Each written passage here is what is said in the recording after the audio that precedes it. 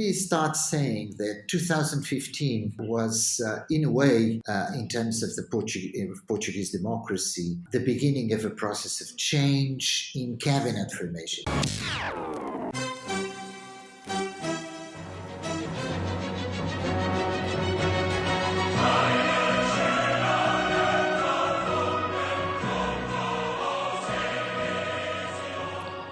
O mar salgado, quanto do teu sal, são lágrimas de Portugal. O salty sea, so much of whose salt is Portugal tears. Now, verses like this one by the acclaimed 20th century poet and critic Fernando Pessoa were somberly recited in his native Portugal throughout the 2010s as the country went through a bruising cycle of financial insolvency, economic downturn, and fiscal austerity. With an international bailout looming in 2014, Pessoa's melancholic poetry mirrored the mood of the crisis-stricken nation. Fast forward to this year, and the socialist government of Prime Minister António Costa has pulled off the unlikely feat of stabilizing the country's finances while sparing it the kind of draconian austerity enforced by his predecessor, the right-of-center Pedro Passos Coelho. Costa first rose to office in late 2015 propelled by a no-confidence vote in Parliament, despite falling short of a majority in an election earlier that year. He fell short again in 2019, his parliamentary majority relying on the support of two parties to his left, the Communists and Bloco de Esquerda. This left-wing united front disbanded last November when the government's budget, deemed not progressive enough by these two forces, was voted down, triggering a snap election scheduled for last Sunday. Earlier that week, we had sat down with University of Lisbon politics professor António Costa Pinto, no relation to the Prime Minister, and Peter Wise, the Financial Times Portugal correspondent, to survey the electoral field as Portugal headed for the polls. We can now report the results. Costa pulled off a stunning victory with almost 42% of the vote, meaning that it will no longer need a smaller coalition partner. We hope that our guests' comments will remain relevant now the suspense is gone. Namely, how has the country achieved financial solvency with only limited austerity? How come are the Socialists, sunk into irrelevance most everywhere else, still dominant in Portugal? And what does the rise of Chega, the upstart right-wing party whose rhetoric is at times redolent of Salazarism, tell us about the mood of the country? Now, as always, please remember you can help the show immensely by doing very little. Consider rating or reviewing the show on Apple Podcasts or the platform of your choice. And if you're feeling generous, remember you can also support us financially by donating as little as the price of a sandwich a month through our Patreon page at patreon.com/undecencypod. Now enjoy the show.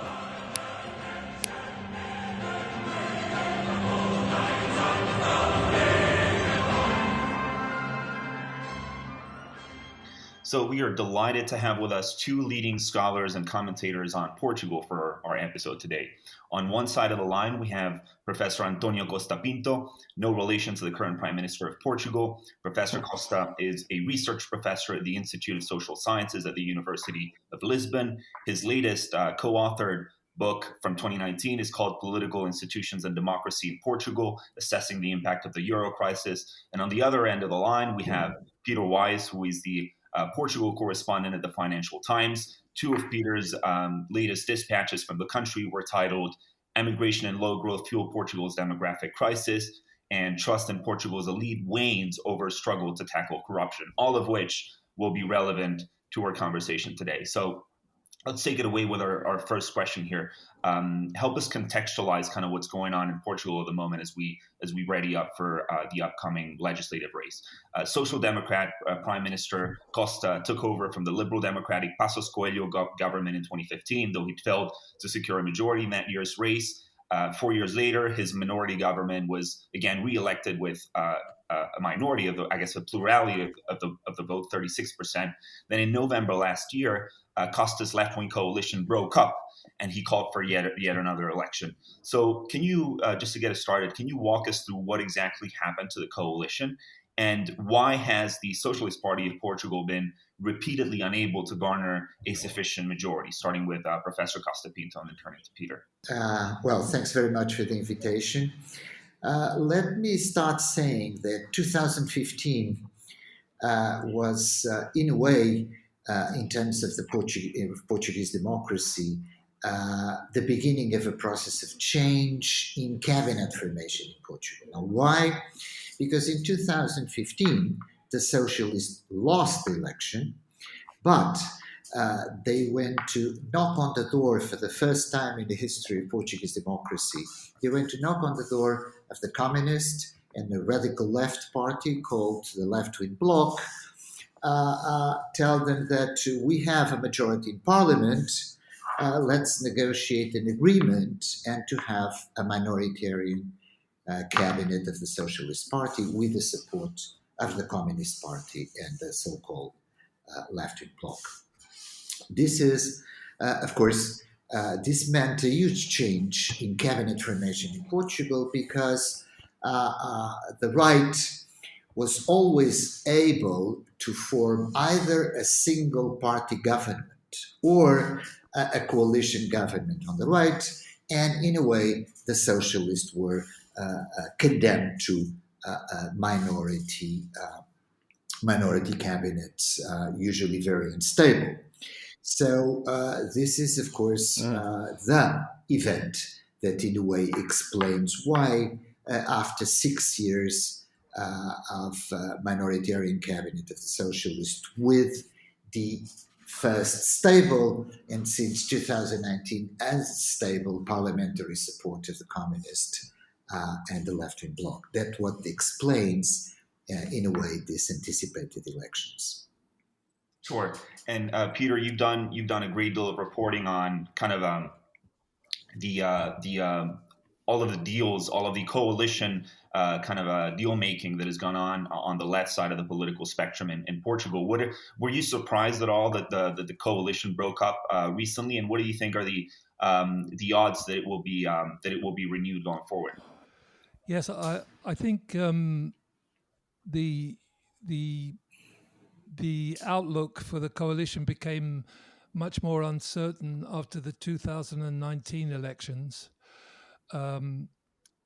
In 2015, when Antonio Costa made this very bold step, and as he put it, it was equivalent to the fall of the Berlin Wall, because although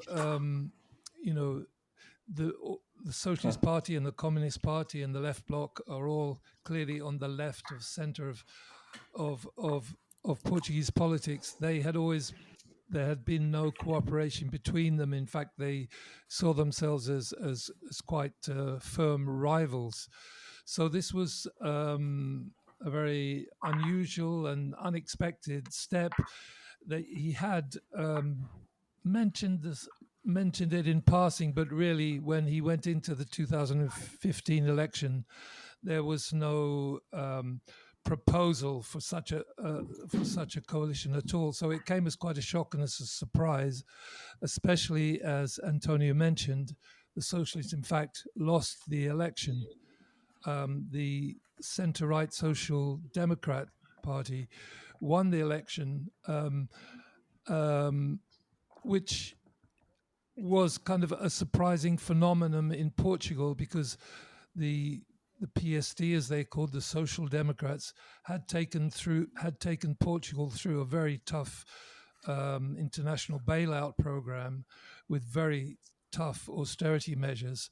So the fact that they emerged after that as the largest party was quite a phenomenon in European terms, because in Portugal, although those austerity measures, had caused a lot of hardship and a certain amount of unrest, overall voters seemed to be in favour and felt that this was something that the country needed to do. But then Costa and his socialists coming in the second position in those 2015 elections makes this very unexpected move, and reaches out to the Communist Party, which is an old guard, sort of Soviet-style Communist Party, not really like the reformed communist parties that we know in Italy and France. And this radical left bloc, a kind of anti-capitalist party in a more sort of modern configuration of the left. The key difference, I think, between 2015 and after the following election in 2019 is that in 2015 the parties had written agreements. They made individual written agreements, not between the three of them, but individually with the PS, the Socialist Party, on what they planned to do in government. And it really, although they differed on many things, they found enough things that they could agree upon to make this a viable government. Although we should also state that the communists and the left bloc were never in government. It was a minority Socialist Party government supported by those two parties in parliament, but they never had any government role. After the 2019 election, relations between the three parties had become a little bit more strained. The left bloc and the communists didn't feel that the socialists had gone far enough in terms of social spending, social benefits, labor legislation. And so the negotiations following the 2019 election failed to produce any written agreements on the following government. And so that government proceeded on the basis of the left bloc and the Communist Party supporting the minority socialist government with their votes in parliament, but having no written agreement, which was leaving them as more free to disagree and to vote against when they felt like it. And that is essentially what happened. I think relations between the three parties deteriorated between 2019 and last year. The parties on the left felt the government was not moving fast enough in terms of investment in the health system, in terms of relaxing tough labor laws. And the socialists, on the other hand, thought that that they were going as far as they could. They were keen, obviously, to keep within the fiscal rules of the EU, and so things eventually came to a head in the vote on the budget for 2002 back in October, and the Communist Party and the left bloc resisted and refused to support the socialist government's budget, and in fact voted with the right of centre parties in parliament to defeat the government, triggering this early election 2 years ahead of schedule. I have to say, I have just one word. I have to say this conversation about the left infighting seems to be as old as the left itself, with some people saying we're not going far enough and some people saying we need to work within the system and do what is possible. It seems like you could hear this in 1917 Russia or in 1930 France. It's fascinating. Okay, in terms of general overview of the socialist cabinet since 2015, I think there are two dimensions that must be stressed. One is that who came out as a winner of this parliamentary agreement between the socialists and the radical left? The socialists. Now, why? First of all, because between 2015 and 2019, during the first 4 years of this cabinet of the Socialist Party, Portuguese society realized that first, the main policies of the government, the foreign policy of Portugal, etc., the relations with the EU, etc., didn't change. In the way, the concessions that the socialists gave or offered to the communist and the left-wing bloc were, in a way, based on a dynamic of economic growth of Portugal. So we were talking about increasing the minimum wage and other types of concessions. But for the average Portuguese, in a way, the socialist cabinet was a socialist cabinet, as usual. Now, who were the losers in a way?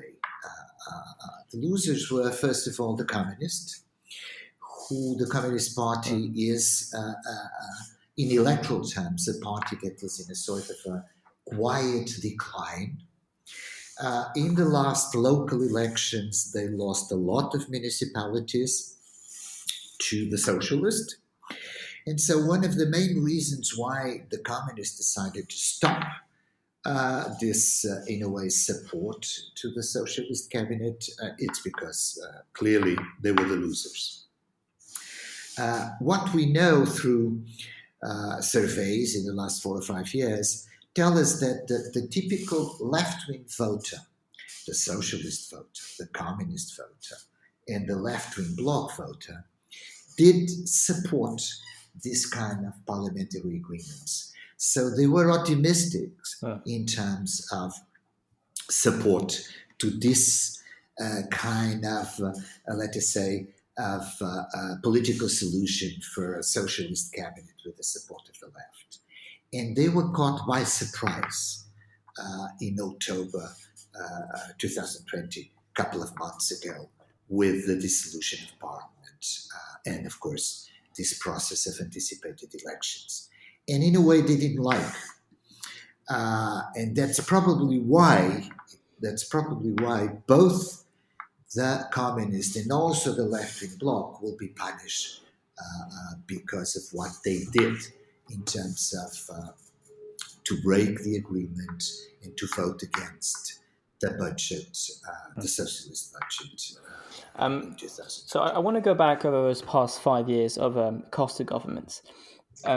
When he went into this agreement back in 2015, it was after 5 years of Passos Coelho as austerity, and it was in a kind of global European context of austerity, of the infamous Greek diet that Greek had to suffer from the ECB and the IMF and all the rest of them. And somehow, kind of with a socialist, Portugal got away with this. Portugal, even more recently, emerged as a vaccination frontrunner. So there's been quite a few successes. Could you explain us how Portugal has managed to get those successes? But also, we was reading an interesting article by Neil Locker in The Spectator, in which he writes, the crux of the matter is that the country's economics has suffered so many shocks that it makes the management of it almost impossible for either the centre-left or the centre-right without introducing major structural changes. Such reforms would lead in the short term to a spike in social costs and a decline in popular support. Unsurprisingly, none of the country's leaders are willing to take that risk. To what extent is this a fair description of the past 5 years? A country that has managed to avoid the worst, but failed to prepare for the better in the future. Antonio, Professor Costa. Well, Peter can probably contribute in some of these dimensions, but let me stress that in terms of, let's say, Portuguese politics, the socialists were successful in two ways. First, after a period of intervention by the International Monetary Fund and the European Union, Portugal crisis, rescue packages, etc., the socialists were able to do some concessions to their left and at the same time to be what in Portugal is called the party of the concertas, meaning that the finance minister and the socialist cabinet was able for the first time, as a matter of fact, to present a budget and many of the economic, let us say, in a way, to be quick, to meet all, in a way, all the conditionality of the European Union with success in the last 4 years. So, in economic terms, we can say that the management of the Socialist cabinet were, in a way, quite successful. And that's the reason why in 2019, you see, the center-right was not able to present an alternative, in a way, to the management of to the economic, in a way, management and the economic policy of the government. Especially because it was a cabinet supported by the radical left. But of course, Portugal has structural problems. Many of the economic growth in the last years was mainly based, for instance, on the good performance of Portuguese exports, on tourism, but of course, Portuguese economy has a lot of challenges, let us say, especially related with productivity. Peter can have more, I think, but let me just stress that in strict political terms, you see, in strict political terms, after years and years of a socialist cabinet responsible in a way for economic crisis in Portugal, and the right always stressing that the right was in a way the only party, or the parties of the right were the only ones able to solve the economic problems in Portugal. The socialists were, in a way, during the first 4 years, quite successful. Peter, any thoughts on that? Yes, I would totally agree with Antonio. I think this was one of the successes of the initial 4 years of the left-wing coalition, which, as you know, is in Portugal is called the geringonça, which is a phrase which means unlikely contraption, which is quite an apt phrase, perhaps. And I think this was one of the successes, and I think Antonio Costa's government was seen as sort of offering hope to sort of struggling moderate centre-left parties across Europe, which, very few of them were in government at the time and not doing very well in the polls. But his government seemed to show that it was possible, on one hand, to overturn the austerity measures which had been introduced during the bailout, but at the same time keeping within the EU's fiscal rules, keeping the deficit, below the required level, and the foreign debt, etc. So this was, his great boast was that we can turn the page on austerity, as he put it, and keep within the EU's fiscal rules. It's not impossible. Peter, correct me if I'm wrong, but aren't they the only government in the history of Portugal since 1974 to have a budget in the green? That's correct, I believe. Yes, there was a short period when there was a budget surplus, which was the first time in Portuguese democracy that has happened. I think the pandemic, of course, has caused a very deep recession in particularly in 2020. And so things have changed since then. But it was a very positive and sort of hopeful note when that happened. And I think what you were saying earlier about Portugal having structural problems that no government has been able to overcome, I think that's very pertinent to this election, because basically what the parties on the right are arguing is that Portugal has grown, but very moderately. If you take it over past 20 years, I think in terms of GDP per capita, the growth, annual average growth in Portugal has been about half the European Union average. And during that period, by the same measure, several of the former Soviet bloc countries, which joined the EU in 2004, if I'm not wrong, have since overtaken Portugal, and this is one of the big debating points and big issues that the right is using in this campaign, is that under the Socialists, Portugal has grown very little.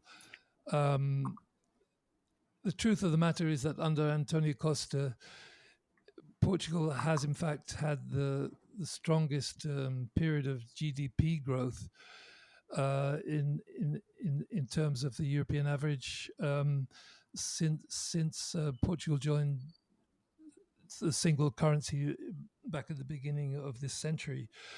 But overall, if you take it back to 20 or 25 years, the pace of growth has been very slow. And so the accusation, as it were, made by the Social Democrats and the other parties on the right is that Portugal, is simply, it's been increasing public sector wages, it's been increasing social benefits and fueling the economy by through fueling consumer demand, rather than investing in productive investment, in increasing exports in a way which would produce longer term and stronger growth. So that's one of the key issues that's in question in this election, I believe. Maybe just a word before we move on to the election itself, a word on the very impressive vaccine rollout, because for one, it seemed like the Mediterranean Portuguese was well ahead of all the Protestant Germanic countries with its vaccine rollout, which has been lauded as one of the best ones, if not the best one in the EU. Okay.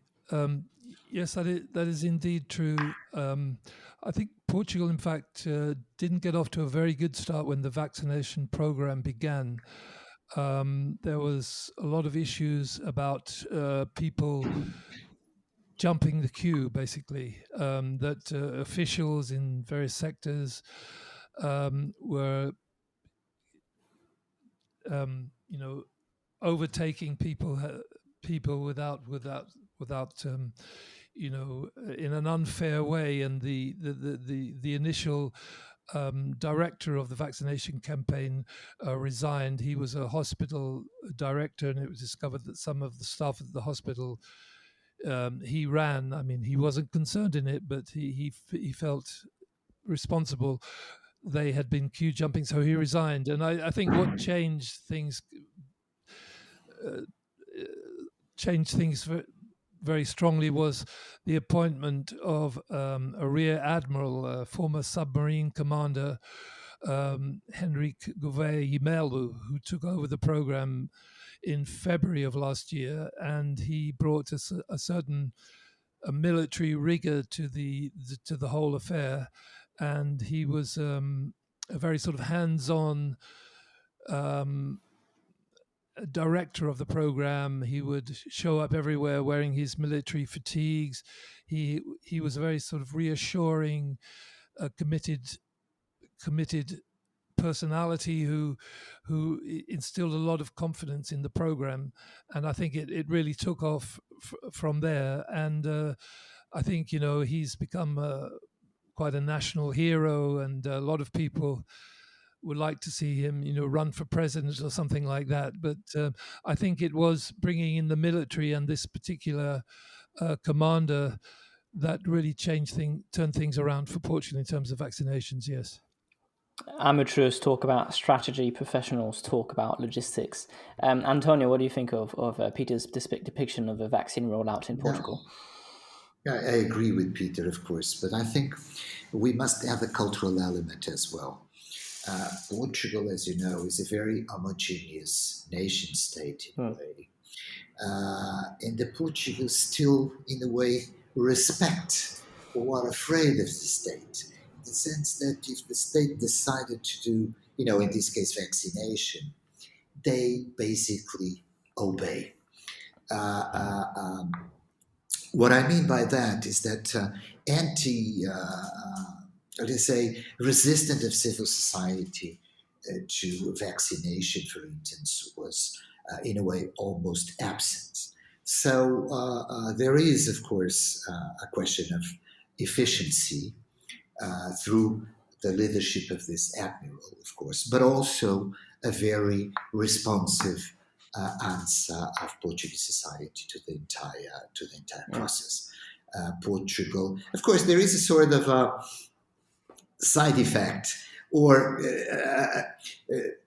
Portuguese civil society is in a way weak. It's not very active. That's why I think also the vaccination process was so successful in the case of Portugal. The same happened, for instance, during the first phase of the pandemics. The Portuguese decided to obey the government and stay at home for many weeks, you see, especially when we compare with Spain or even Italy or other southern European countries, especially Greece. Let's move on to the election proper. Apart for Costa Socialist Party, I think there are three main groups we need to keep an eye on. One is the traditional rival of the Socialist Party, the Social Democrats. So maybe we can talk a little bit about that, about how they've been tightening the gap a little bit. The other two group of actors I want to talk about is one, the Socialist Party's left-wing allies, the left-wing bloc and the Communist Party. So maybe you can also talk a little bit about their gambit to break ranks with Costa, and do you think it will pay off? I think we talked a little bit about it, and Antonio, you weren't too optimistic about their odds after breaking away. And lastly, I think something which will be of interest to our listeners is Andre Ventura's Chega. He's quite a colourful character, so maybe a few words about him as well. And Peter, do you want to begin? Yes. Well, yes. I think you're right. I think according to the polls have changed considerably over the campaign. I think when the election was called back at the beginning of November, there was an 11 percentage point difference with the PS on 39% and the PSD on 28%. That has since narrowed considerably to about a 5 points difference, with the PS on 37% and the PSD on 32%. So I think that has changed the dynamics of the campaign. Initially, António Costa and the Socialist, their budget had been rejected by their left-wing partners, and they were very unhappy about that. They didn't want this election at all. They consider it completely unnecessary. And so they began the campaign essentially asking for an absolute majority. Initially, António Costa didn't use those words because an absolute majorities in Portugal are not that popular. People see them as giving a single party the freedom to do what they want, basically. And there have been few absolute majorities in the 50 years of Portuguese democracy, and they're not looked back on with any particular fondness, let's say. So he initially didn't directly say it, but as things moved on and it seemed very ambiguous what exactly he was asking for, he did eventually say, what I'm looking for is an absolute majority. Then I won't have to depend on these former left-wing partners who have let me down now over the budget and forced us into this election, risking a victory by the right wing. But as the polls have closed and the gap between the PS and the PSD, on the other hand, has narrowed, and it's become pretty clear that an absolute majority is unobtainable by either party, Costa has had to row back somewhat, and has, without directly saying it, saying we are open to negotiations on the left and potentially with the PSD on the right. So things, because of the sort of parliamentary arithmetic and the polls, things about a potential, some kind of understanding on the left has come into play and is now a possibility. I think because of the way the polls have narrowed, I think the outlook for the election is very uncertain. It's been described as the most uncertain election in recent history for the past 20 or 30 years in Portugal. So the outcome remains very uncertain, and in particular, exactly what will happen in terms of forming government coalitions when the results emerge. I think that's going to be quite a difficult and complicated process. Antonio? Yes, I agree with Peter. Of course, it's it's very uncertain who is going to form a cabinet. In this case, the Socialist or the Social Democrat. But one thing I think it's certain: we will have a much more fragmented parliament in terms of party representation. Now, on the left-wing side of the political spectrum, in a way, there is nothing new. What do I mean by this? The Socialists might win, might lose the elections, but they will be by far the most important party of the left. The Communists will probably decline a bit, but they will be there. In the left-wing bloc, will be probably punished by the left-wing voter and will decrease their parliamentary representation, but they will be there as well. So nothing new on the left-wing side of the political spectrum. Let me just stress one point that is important, I think, for those who are less acquainted with the Portuguese democracy. The communists have a very stable electorate, since the Portuguese transition to democracy. It's declining, but we know who they are, where they are. The left-wing bloc, it's a left libertarian party who got a lot of votes, a former socialist segments of the electorate who usually vote for the Socialist Party, especially when many years ago, 20 years ago around that, the Socialists became very centrist, very Blairist. That's when they got, they start to be a reasonably important party on the left. But on the left, there is nothing new. On the right, yes, because we have two parties. In 2019, not exactly by important structural reasons, the right-wing voter used to vote for the Social Democratic Party or for the small conservative CDS. Okay, now what happened in 2019? In 2019, the Socialists were going to win, were the anticipated winners of the election. The Social Democratic Party was in turmoil, with its leader always challenged by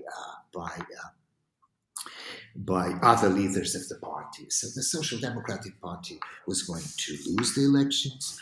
The Social Democratic Party was in turmoil, and for the first time, two small, and let's not forget that the Portuguese electoral system allows to have a representation in parliament, for instance, with concentrated votes, with 1%, 2%, 1.2, 1.3, 1.4, there is the possibility to have an MP in Portuguese parliament. So for the first time, two parties on the right of the Social Democratic Party did emerge.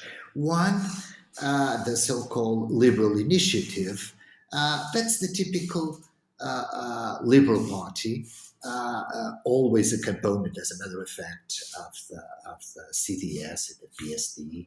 Nothing special there. They will consolidate in Parliament with 2-3% of the vote. A younger electorate,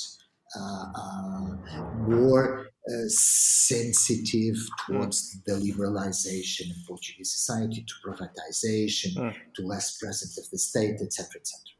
And that's the most important element, of course, for the first time, a radical right populist party. Now, in terms of the voter, the values of mobilization, the elements of mobilization of this party were, of course, present in Portuguese society. We know through surveys in the last 30 years, as a matter of fact, that around 15 to 20% of Portuguese society are very sensitive towards authoritarian values, order, conservative values in terms of national identity, in terms of immigration, etc., etc. But there was no political expression in Parliament representing these voters. They were, in a way, forced to vote either for the small CDS or for the PSD. And finally, André Ventura, a very able young politician coming from the PSD. He does not come from the extreme right, from any neo-fascist or radical right. No, he comes from the PSD. He was able to mobilize this segment in 2019, and certainly it will increase. To conclude, the right, in a way, and that's very interesting, I think, the right basically is facing the same type of problems of the left. There are two major parties, of course, in our political spectrum. They will probably have 2/3 of parliament, but if the Social Democratic Party wins the election, they will now have a much more unstable and radical partner on their right. It's not going to be easy to make agreements in Parliament with the Chega, this radical right-wing party. It will be very easy to do it with the Liberals, since the Liberals will probably join the cabinet if the Social Democratic Party wins. But so, in a way, the Socialists and the Social Democrats are in a sort of a symmetric type of challenges, a radical left and a radical right. Well, let's try to shift gears here and just touch upon a word quickly on EU affairs and EU policy, both in terms of the kinds of policies that Portugal's government would like to see implemented at the EU level, but also the ways in which the EU is inviting itself into the domestic national conversation. Portugal held the EU Council presidency from January to June last year, and the Prime Minister's European agenda was correspondingly in the spotlight.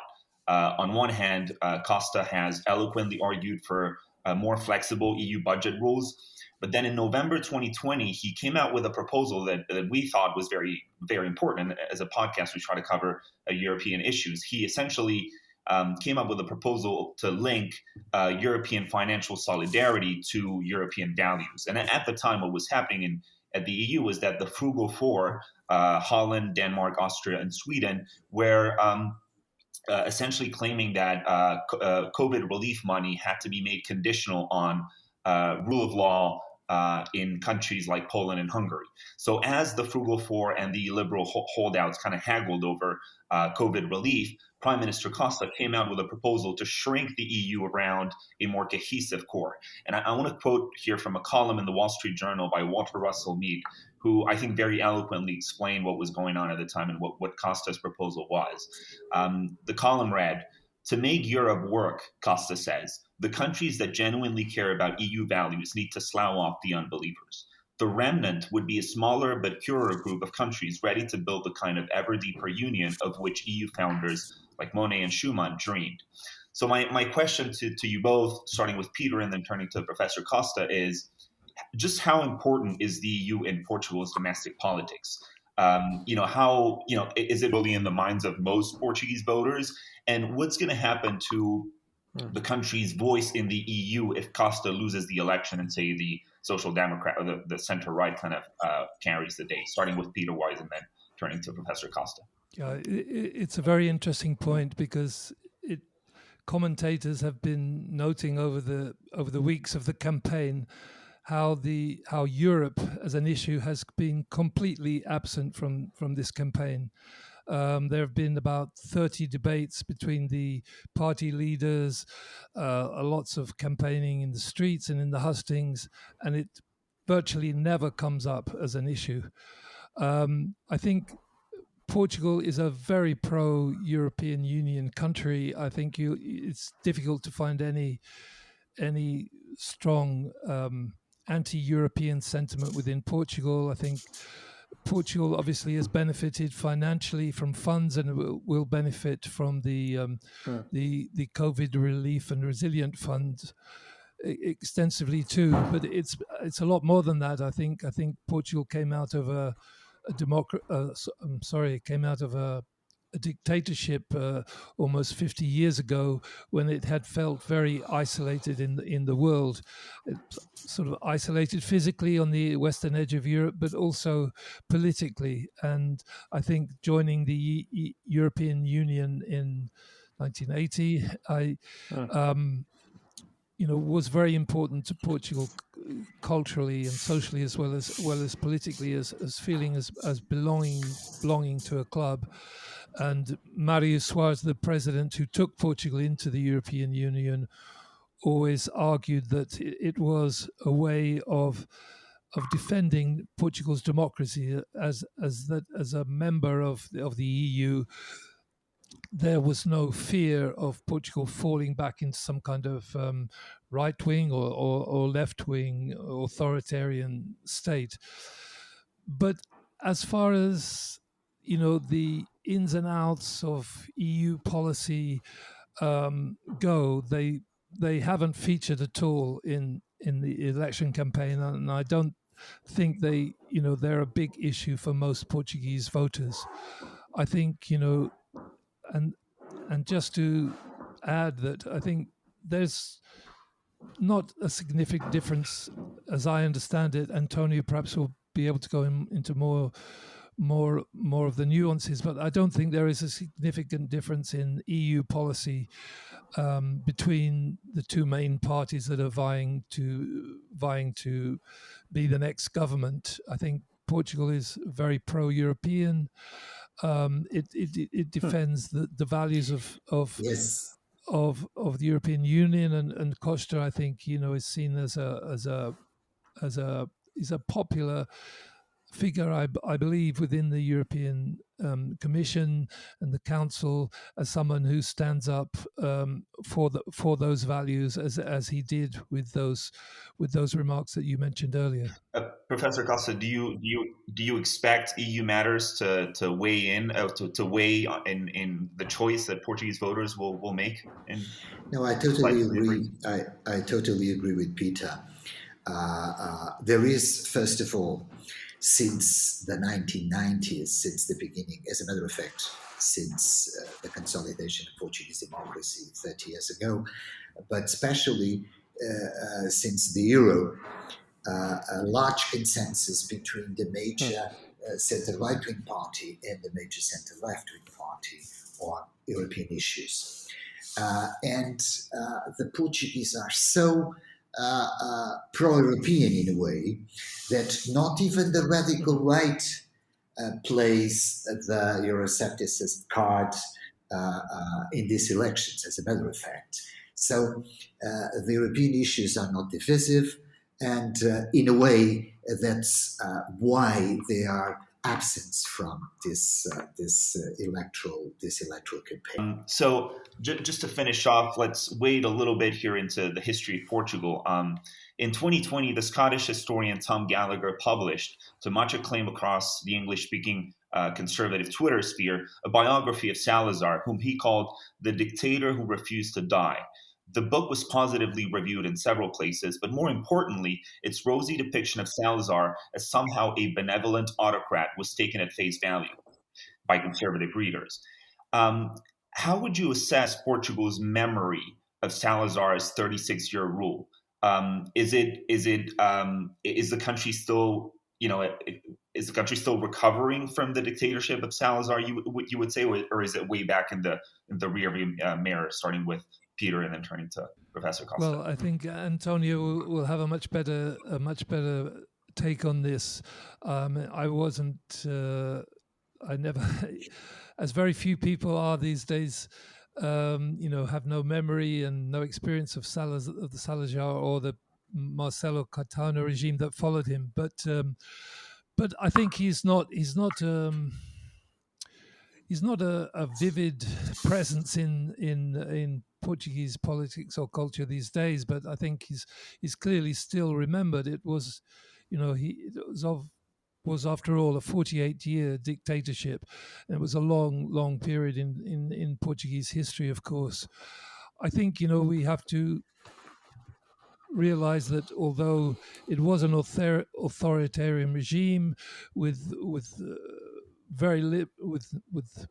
great extensive limits on political and freedom of speech and imprisonment and torture in some cases of political opponents, it wasn't a brutal fascist regime in the style of Nazi Germany or Mussolini's Italy in that sense. So I think there are what they call saudosistas. People have a certain fond backward glance towards Salazarism amongst older generations, because they see those times as the books were balanced and there was no social upheaval. People knew how things stood, etc. It was stable.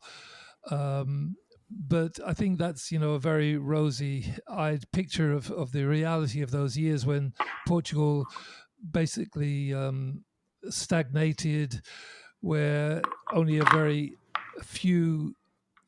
elite few were able to have a university or a further education of any kind, when people were very limited in their outlook and what was possible for them.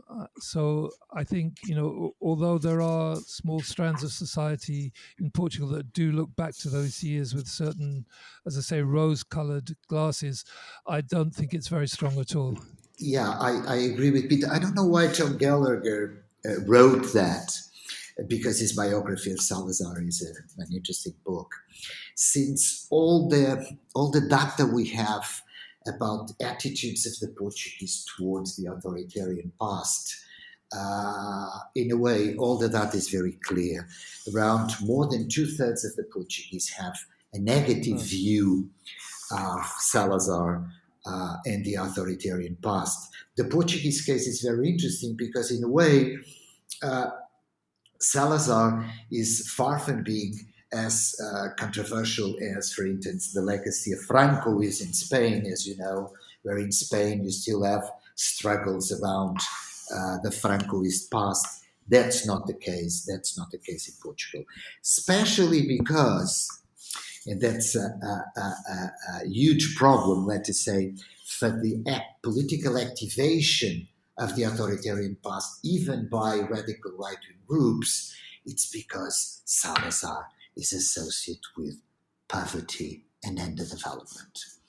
And that's probably the main reason why Portuguese society has, at large, a very negative view of the authoritarian past. Well, that concludes our conversation here. Thank you so much to the both of you for availing yourselves to this wide-ranging conversation.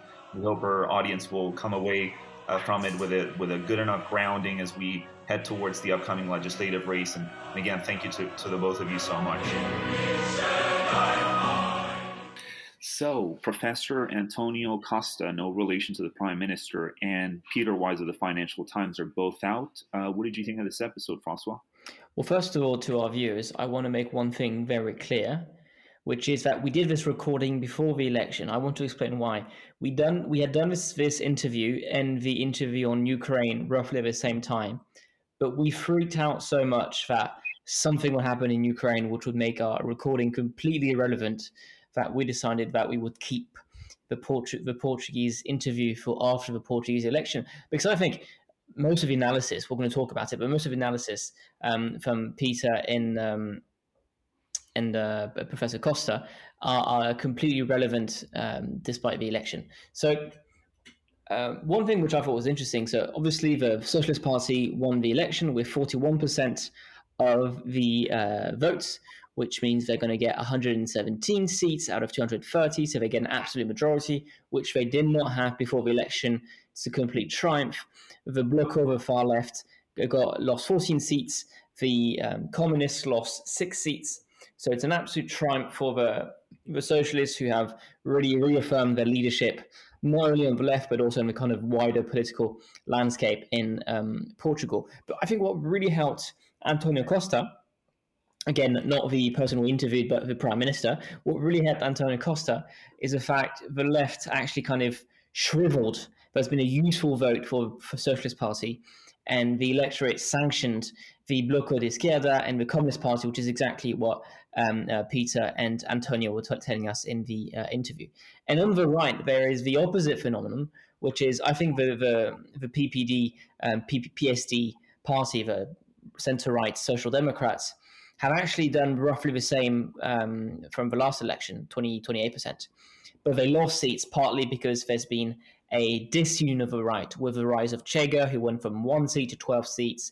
There's been another small party, the Liberal Party, which went from 1 seat to 8 seats. And this kind of division really helped the Socialist Party, because it's a proportional system in Portugal, but it's a proportional system which tends to favour larger parties a little to make sure stable majorities are possible. Yeah, and I think we let's try to hammer this point a little more, Francois, because what you seem to be suggesting here, and I think I concur with you, but what you seem to be suggesting is that it is not paid off for the two parties of the far left who have defected the government coalition on the critique that the socialists were being not left wing enough. You seem to suggest that the main takeaway from this election is do not radicalize yourself into a corner, because that will only benefit the center left, right? That's kind of what. Yeah. Well, I think more generally, it's kind of a iron rule of politics, which is the people who stab never get the reward. We all remember, obviously, our ancient classical history. It is Brutus and all his allies who kill Caesar, but in the end, they don't get power. And if you go back to Brexit, we all remember, obviously, that Boris Johnson was the one who knifed, very obviously, David Cameron. But in the end, after the referendum, it wasn't Boris Johnson who got the job of Prime Minister. It was actually Theresa May. So often traitors, people who are identified as having betrayed, rarely get rewarded in politics. Yeah. No, absolutely. Absolutely. And in fact, I don't think we emphasized enough, Francois, what a special political spectrum this is in several respects. One of them being that you've got three parties of the left. You've got a very powerful Socialist Party, which is in government. To its left, you've got two far left parties, Bloco and PCP, who have got substantial differences. I mean, from what I gather, the PCP seems to be kind of the traditional communist party. In fact, I still remember in my youthful teenage years when I was a far left militant myself.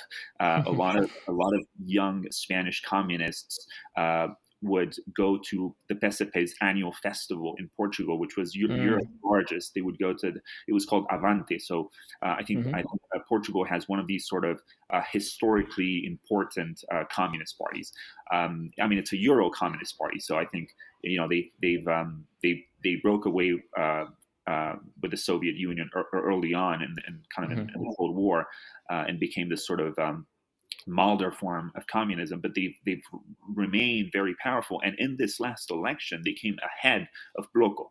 So Bloco is second to the PSP, which I thought was interesting as well. And I think the other two kind of surprises this election perhaps were André Ventura, obviously, as you said, Chega came on really strong with 7.2% of the vote, and the Liberals came with 5% of the vote. So it really changed the political landscape, actually. But I think if you're looking at kind of the European landscape, the anomaly isn't so much the existence of Chega and the rise of Chega.